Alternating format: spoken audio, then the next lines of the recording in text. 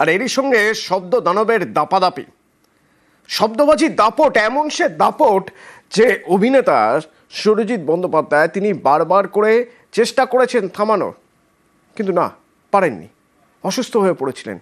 শেষমেশ অবশ্য 100-তে ডায়াল করে অভিযোগ জানিয়েছেন। বিশ্বজিৎ রয়েছে সরাসরি আমার সঙ্গে। বিশ্বজিৎ, আমি প্রথমে লোকেশন বোঝার চেষ্টা করব, তারপরে জানতে চাইব কতক্ষণ এই এই শব্দবাজি ফেটেছে, কি পরিস্থিতি, অভিনেতার সঙ্গে কথা হয়েছে কিনা, আশপাশের বাড়ির লোকও কি বলছেন।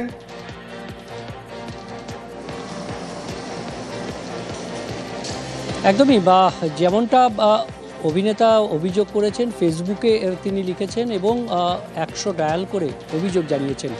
চেষ্টা করেছিলেন শ্যামপুকুর থানাতে অভিযোগ জানাতে, কিন্তু শ্যামপুকুর থানার যে অফিসার তার পরিচিত ছিলেন তিনি বদলি হয়ে গেছেন।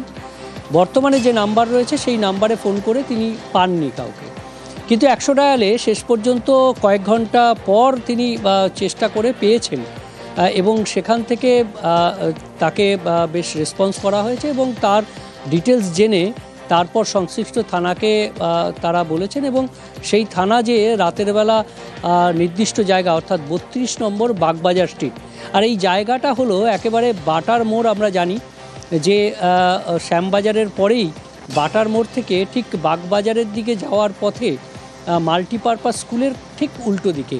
আর এই জায়গাতে তিনি একটি বাড়ি নির্দিষ্ট করেছেন, কারণ সেই বাড়িতে যখন বাজি ফাটছিল সন্ধ্যের পর, সেই 32 নম্বর যে বহুতল, 32 নম্বর বাগবাজার স্ট্রিটের সেই বহুতলে অভিনেতা অনেকবার চিল্লিয়ে বলার চেষ্টা করেছেন, জোর গলায় বলার চেষ্টা করেছেন একটু বাজি থামাতে, কিন্তু কাকস্য পরিবেদনা।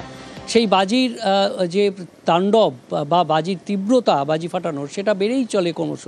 শুধুমাত্র সেখানে নয়, একটা সময় এমন হয়েছে যে তিনি ঠাওর করতে পারছেন না ঠিক কোথা থেকে এই শব্দ ব্রহ্ম আসছে, কিন্তু তার ইসিজি করা হয়েছে। সঙ্গে থাকো, অভিনেতার কথা শুনবো একবার। রাত্রির 12টা তখন একটা বিভৎস শব্দ হচ্ছে, বিকট শব্দ এই চারপাশ থেকে হচ্ছে। আগে 32 নম্বর ফ্ল্যাটের ছাদের উপর হচ্ছিল, একদম নিকটে ফাটছে বাগবাজারে। আমি শুধু এইটুকুই দিয়েছিলাম যাতে ওটা ওদের কাছে পৌঁছয় যদি, কারণ আমি 100 নম্বরে বারবার ফোন করে যাচ্ছিলাম, কিন্তু ভীষণ এনগেজ। আমার মনে হচ্ছিল সারা শহরের মানুষই বোধহয় তাদের অভিযোগ জানাচ্ছেন, তার জন্যে তাদের আমি পাচ্ছিলাম না। ফলে আমি আজও ভয়ার্ত, আমি আজও পুলিশের কাছে, যেহেতু আমি স্বার্থপর আত্মকেন্দ্রিক মানুষ, কিন্তু আজকে দয়া করে যদি একটু সচেতন হন, কারণ এই বাজি ফুরোয়নি, এ বাজি আজও আবার সন্ধ্যেবেলা থেকে বিকট শব্দে বাজবে। তো সেইটা যাতে না বাজে তার জন্যে আপনারা একটু সক্রিয় হন যদি, তাহলে ভালো হয়। শুধু ইনি নন, আশপাশে যারা ছিলেন তাদেরও প্রাণ ওষ্ঠাগত। এমন অবস্থা, পুজোর মন্ত্র পর্যন্ত শুনতে পাচ্ছেন না। শুনুন। 12টার সময় যখন পুষ্পাঞ্জলি দিচ্ছি, মানে এত জোরে জোরে বাজি ফুটছে যে পুষ্পাঞ্জলির মন্ত্র ঠিক শোনা যাচ্ছে না, তাও মাইকে করে বলছে। যখন আমি আবার বাড়ির দিকে যাচ্ছি তখন 1টা বাজে, তখন দেখি রাস্তা পুরো ধোঁয়ায় ধোঁয়া, মানে চোখ জ্বালা করছে। মানে সব বাজি ফাটছে না, কিছু অনেক বাজি খানিকটা জ্বলে, মানে এত ধোঁয়া হচ্ছে যে বাগবাজার স্ট্রিটের ওপর যে মানে হাঁটা দেয় বা চোখ জ্বালা করছে। কিন্তু ওই বাড়িতে থেকে ওদের ছাদ থেকে ফেলেছে সেটা মানে আমি তখন বুঝতে পারিনি, এবং বিভিন্ন বাড়ির ছাদ থেকে ফাটছে। বিশ্বজিৎ, অভিনেতা একটি বাড়ি তো চিহ্নিত করতে পেরেছেন যেখান থেকে এই শব্দবাজির দাপট দেখা যাচ্ছিল বা শোনা যাচ্ছিল। শুধু একটি বাড়ি কি, নাকি ওই এলাকায় আরো অনেক বাড়ি রয়েছে যেখান থেকে এই শব্দবাজির ভয়াবহতা প্রকাশ পেল?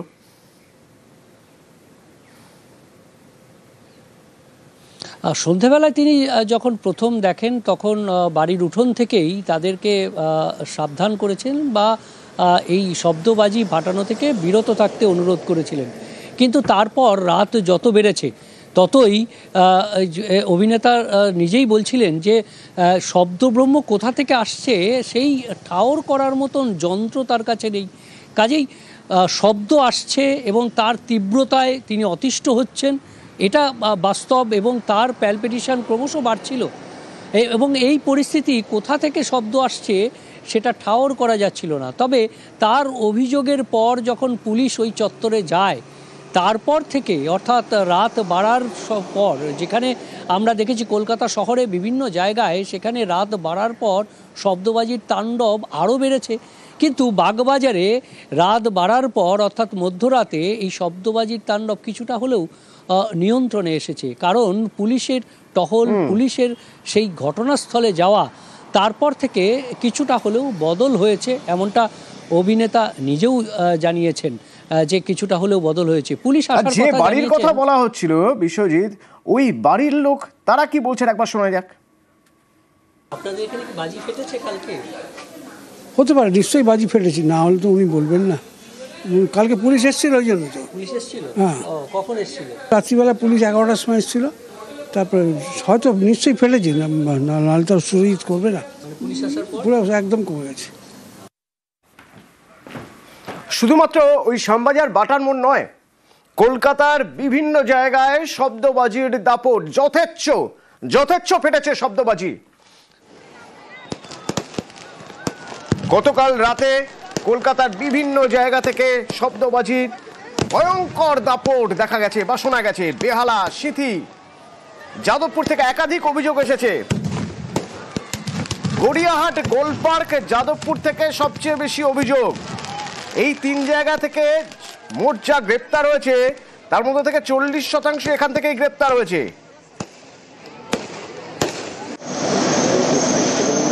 কিন্তু শব্দবাজি ফাটার পর তারপরে পুলিশি অভিযান, আগে নয় কেন? এলো কোথা থেকে শব্দবাজি? পুলিশের অভিযান নিয়ে প্রশ্ন উঠছে, জনসচেতনতা নিয়ে প্রশ্ন তো উঠবেই। নাজেহাল মানুষ গতকাল রাতে যেভাবে শব্দবাজি ফেটেছে, সব মিলিয়ে এখনো পর্যন্ত কালী পুজোর রাতে শহরে 640 জন গ্রেপ্তার, তাদের মধ্যে 183 জন নিষিদ্ধ বাজি ফাটানোর অভিযোগে গ্রেপ্তার। কত বাজি বাজেয়াপ্ত করা হয়েছে? প্রায় 852 কেজি বাজি বাজেয়াপ্ত করা হয়েছে, যে বাজি নিষিদ্ধ বাজি, যে বাজি বাজারে আসারই কথা না। ইভিনিং 6টা অবধি আমরা মনিটর করেছি, তখন অবধি সারা ভারতে কলকাতা মেট্রোতে অনেকটাই কম ছিল।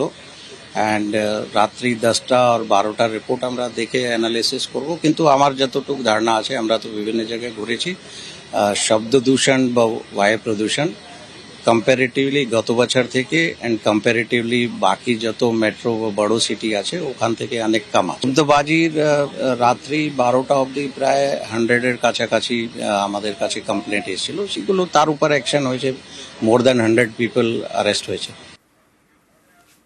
কলকাতায় শব্দবাজির দাপট, আর ওদিকে রাজধানীতে দূষণে জেরবার, একেবারে ধোঁয়াশায় ঢেকে গিয়েছে রাজধানী দিল্লি। কি অবস্থা সেখানকার? দীপাবলির দূষণ কি অবস্থা জানবো। মৈত্রী রয়েছে নয়াদিল্লি থেকে। মৈত্রী, দেখো, দীপাবলিতে গ্রিন ক্র্যাকারের অনুমতি দেওয়া থাকলেও দীপাবলির সারা রাত শব্দের বাজিতে কাঠবাটা দায় হয়েছে দিল্লিবাসীর, এবং তার সঙ্গে সঙ্গেই কিন্তু প্রবল দূষণে একেবারে হাঁসফাঁস অবস্থা। সারা রাতে যে দূষণের পরিস্থিতি, বেশ কয়েক জায়গায় সিভিয়ার এয়ার পলিউশনের অবস্থা থাকলেও একিউআই সকালের পরেও কিন্তু ভেরি পুয়ার একাধিক জায়গায় 350-র বেশি গড়ে প্রায় সমস্ত জায়গায় একিউআই এর মান দিল্লিতে একেবারে দিওয়ালির পরদিন সকালবেলাতেও। অন্যদিকে একিউআই এত হাই থাকায় ইতিমধ্যেই GIB2 অ্যাক্টিভেট করা হয়েছে দিল্লি এবং এনসিআর জুড়ে।